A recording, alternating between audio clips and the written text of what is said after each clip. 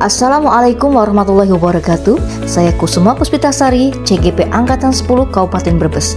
Kali ini saya akan menjelaskan isi dari ruang kolaborasi modul 2.3 praktek coaching kelompok B2.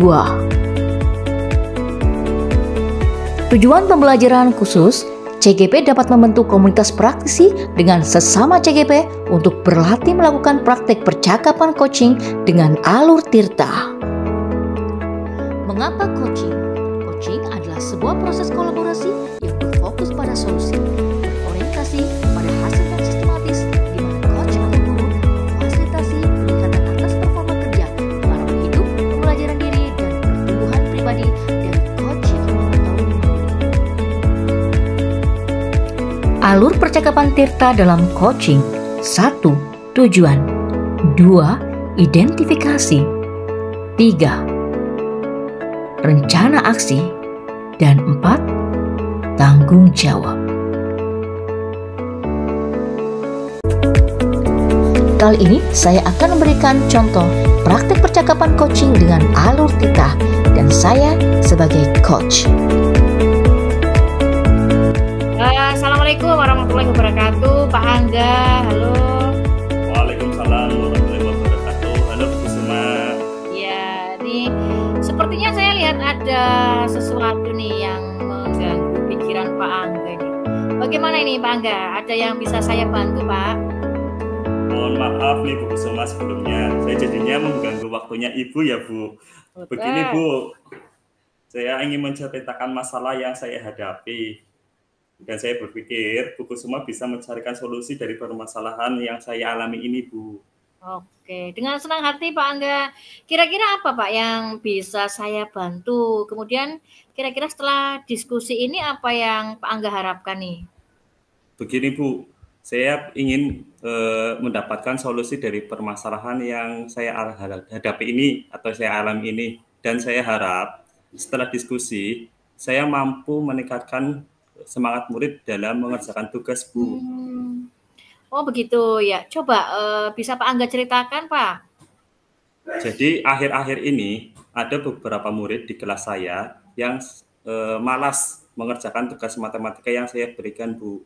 Dari 36 anak ini terdapat 5 anak yang selalu terlambat mengumpulkan tugas. Padahal saya sudah melakukan refleksi ke anak tersebut Bu. Bagaimana materi yang belum dipahami, namun setelah dievaluasi hanya beberapa anak yang aktif mengerjakan, sisanya pasif dan menunggu tugas itu dibuat PR. Ya, apakah keterlambatan mengumpulkan tugas ini terjadi pada semua mapel Pak Angga? Sebenarnya tidak Bu, hanya pada pelajaran yang saya ampu saja Bu, mata pelajaran matematika. Oh, kenapa ya Pak kira-kira bisa seperti itu Pak? Pada pembelajaran matematika di kelas itu anak terlihat kurang antusias Bu, sehingga anak-anak itu pasif dan ada pula yang bermain sendiri Bu.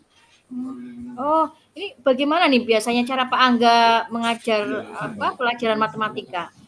Pada waktu itu anak saya, anak didik saya ya Bu, saya suruh membaca buku, kemudian saya menjelaskan di depan kelas, lalu saya ajak anak-anak untuk bertanya jawab. Sudah seperti itu Bu.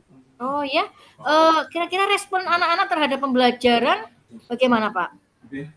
Ada 1 atau 2 yang aktif, diajak bertanya jawab juga aktif.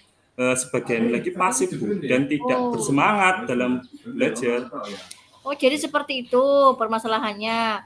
Anak-anak tidak aktif ya saat pembelajaran sehingga banyak yang terlambat ya mengumpulkan tugas. Nah sekarang Pak Angga kan sudah tahu nih akar permasalahannya. Lalu kira-kira upaya apa nih yang akan Pak Angga lakukan?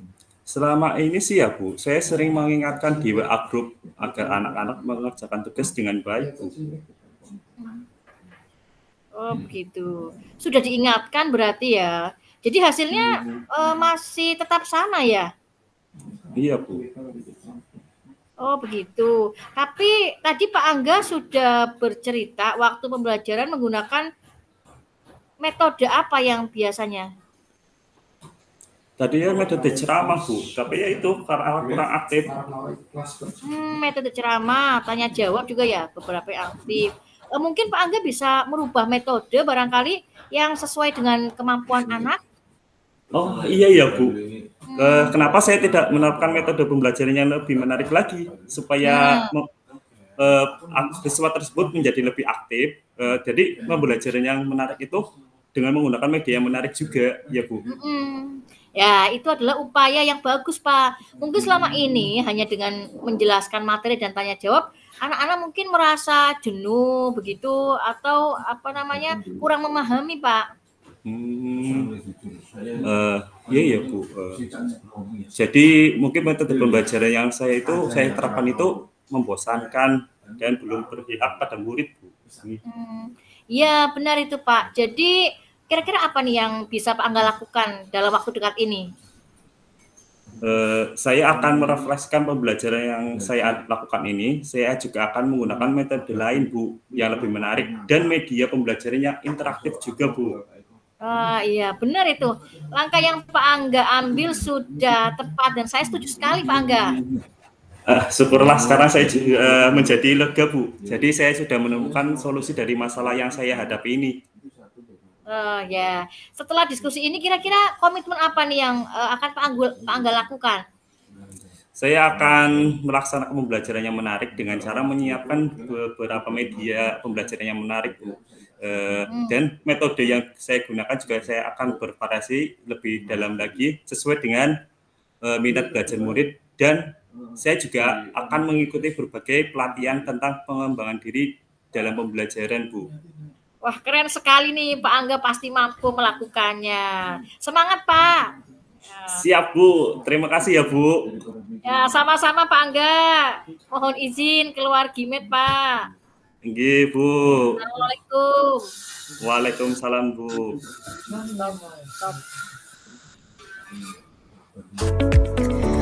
Refleksi kali ini yang sudah berjalan dengan baik selama percakapan adalah adanya komunikasi interaktif antara coaching dan coachee. Alur Tirta sudah terlihat menggali potensi yang dimiliki coachee dan mengarahkannya untuk menemukan ide. Yang masih perlu diperbaiki atau ditingkatkan yaitu menguraikan pertanyaannya agar lebih bervariasi dan bernilai dan mudah dalam penyampaian. Menahan diri untuk tidak ikut berbicara pada saat coachee menyampaikan masalah, dan coach harus menguasai konsep dan menyiapkan daftar pertanyaan dengan alur Tirta kepada coachee. Yang saya lakukan untuk tetap dalam kondisi present atau kehadiran penuh sebelum dan saat melakukan coaching adalah fokus pada kegiatan coaching, membatasi diri dari hal yang akan mengganggu fokus dan konsentrasi, mempersiapkan daftar pertanyaan, mengatur waktu dengan baik.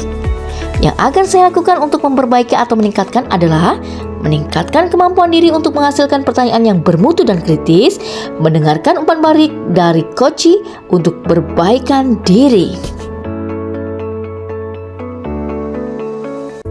Umpan balik, saya merasa senang dapat melakukan pendampingan bersama coachee. Saya termotivasi untuk lebih meningkatkan kapasitas sebagai guru agar lebih baik.